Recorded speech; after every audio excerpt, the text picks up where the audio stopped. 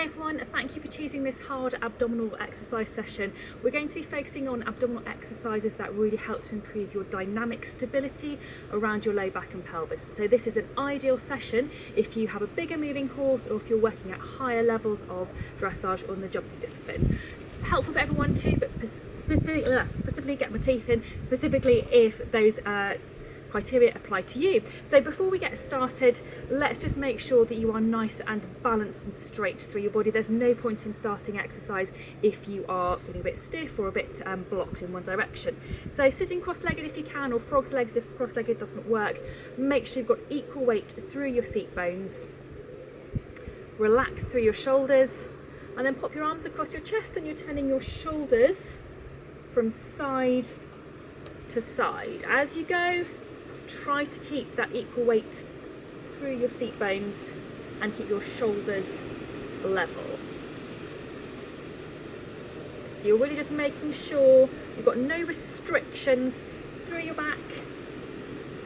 They're going to stop you from working equally, making sure that you're tuning your brain into that symmetry of weight bearing and symmetry of posture around your shoulders. By the way, it is a bit windy today, you might have noticed, so I hope that there's not going to be too much wind interference.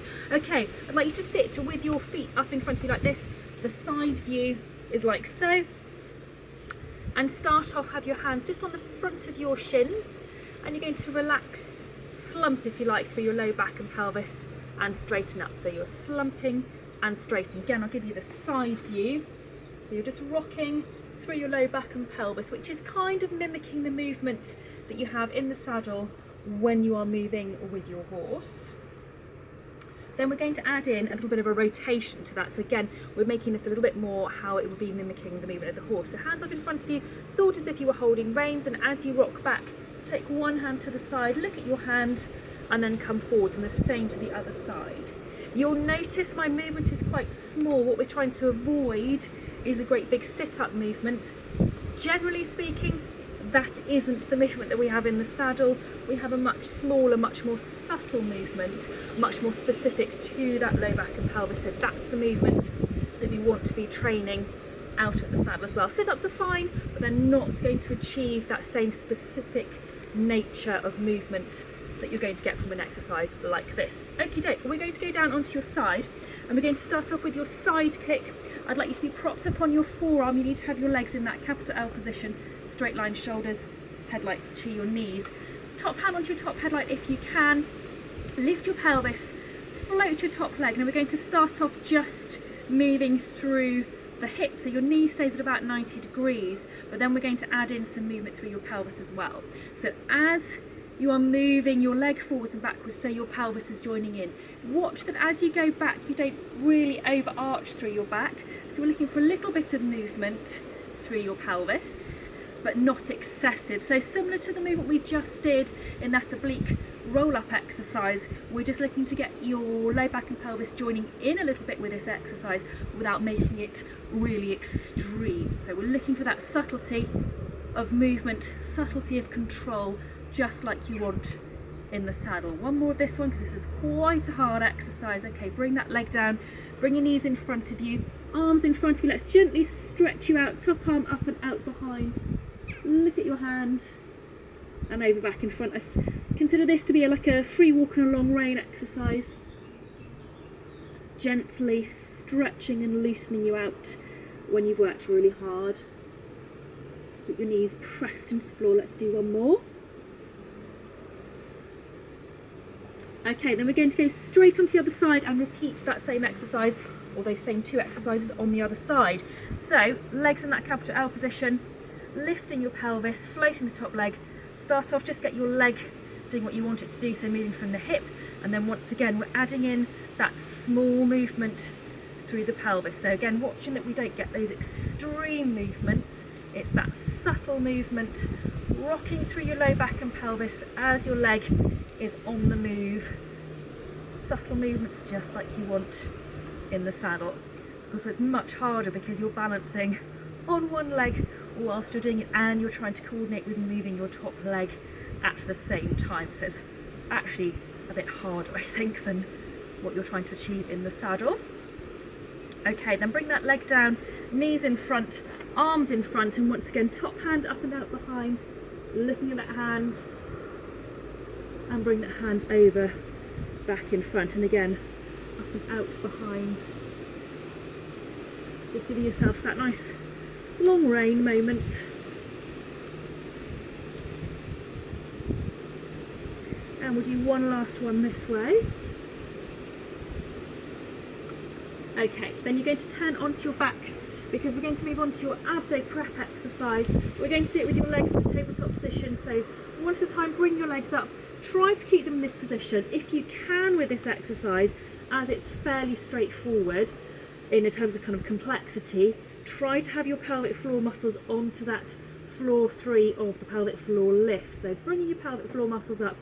With this one, try to keep your low back and pelvis fairly still, floating your hands, reaching for your toes, and lifting your head so that you look between your legs, and bring everything back down. So we're looking with this one to focus the movement on your upper and mid back. You're keeping your low back still. And so yes, when we're riding, as we've just been working on, we want to have that controlled movement for your low back and pelvis.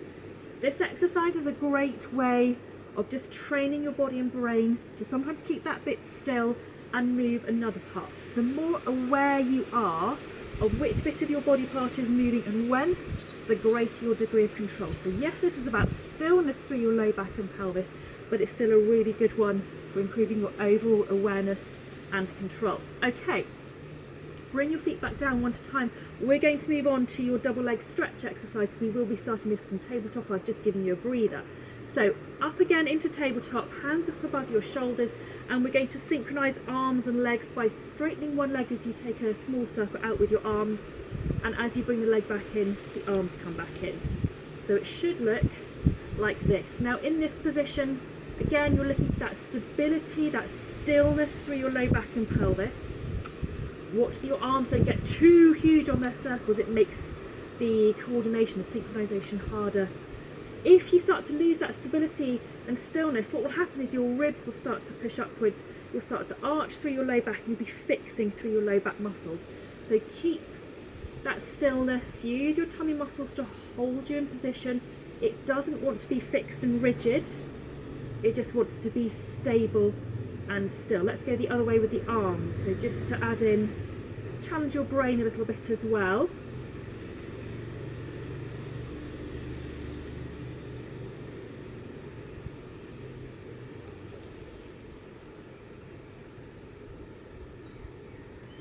Last one. Okay, bring your feet down one at a time, bring your arms back down. Another very quick breather, because we're going to move on to your scissors exercise.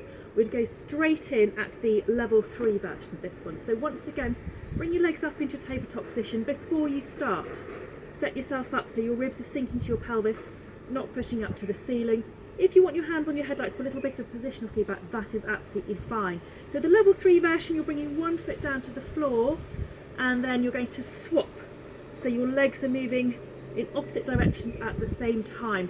Push away from your hips and knees. You want your knees to be staying at 90 degrees. All of the movement is from your hips. If you're doing this, you're cheating. So your tummy muscles now are working really hard to hold you in position. You're also linking this in with some great hip flexor work. And your hip flexors, your tummy muscles may be starting to get a little bit tired, because this is quite similar to the double leg stretch. You might start to get a little bit fatigued through there. That's no bad thing as long as it's not hurting, because you don't want to be avoiding fatigue in your training and then suddenly hitting it when you're in the saddle. Okay, feet down one at a time. Give yourself a little bit of a breather. We're going to come up into sitting, and we're going to do the side twist exercise. This is very much an exercise of mind over matter. If you believe and trust that you can do it, unless you've got shoulder pain, or if you have a scoliosis, sometimes this can be quite tricky. But unless you've got something specific going on that stops you from doing it, mind over matter is a big influence for this one. So bottom hand as far away from you as you can get it. I have a short mat, so for me, feet and hands at opposite ends works really well. Top hand onto your top knee. You're going to push from your top foot into your bottom hand, like so. So we're looking to really control that movement up and down, so I can make it harder by not actually even quite touching the floor, so I don't get that complete rest. This exercise is great if you feel, as you're doing it, it really works those oblique abdominal muscles, and well, all the abdominal muscles to be fair. It's a great controller, and I know, okay, we don't do this particular movement unless you're a vaulter. We don't do this particular movement in the saddle. Let's finish that side, we'll swap to the other one. But anytime your horse jumps, spooks, does anything awkwards and sideways, intentional or not, you're going to need these muscles to help keep you stable. So let's go again, hand and foot as far away from each other as possible, top hand onto that top knee as we push and come back down. I find a lot of people report that one side is much easier than the other. A certain amount of that is going to be dominance of hand, so quite often the dominant arm when you're loading that one feels much easier to go onto, but also this is a good highlight of hip strength as well. So if you do feel a little bit weaker on one side, don't worry, just keep practicing. Okay, last one. Okay, super. Right, we have one final challenge which is going to challenge your coordination as much as anything. You don't have to do big movements with this exercise, just see what you can do. If there are any parts of it that you find are just too difficult, miss them out and do the bits that you can do. So we're going to start hands in front of your shoulders, knees underneath your hips or just behind your hips, and your toes tucked underneath your feet. We are going to combine several movements here. We're going to lift your knees and push forward into the leg pull position. If you can, mini press up, followed by one arm up to one side, other arm up to the other side, one knee to your chest, other knee to your chest, into the mini press up, one arm to one side, other arm to the other side, alternate knees to chest. So as I said before, if you find that any component of this is just a bit too much, miss it out and alternate between the other ones. You'll notice with the press ups in this position, I'm not doing particularly big ones. You don't need to do big ones. I think I missed out the press up there as well. Oops. I'm not doing particularly big ones. You don't have to do huge, great big ones. Those will be beneficial. Last set. Super. Okay, bring your knees back down. Bring your bottom over your heels if you can. If you can't do this with your feet flat, tuck your toes underneath your bottom and leave your hands out in front of you as far away as you feel comfortable, and allow your head to sink down somewhere between your knees, and then see if you can do a couple of nice deep breaths.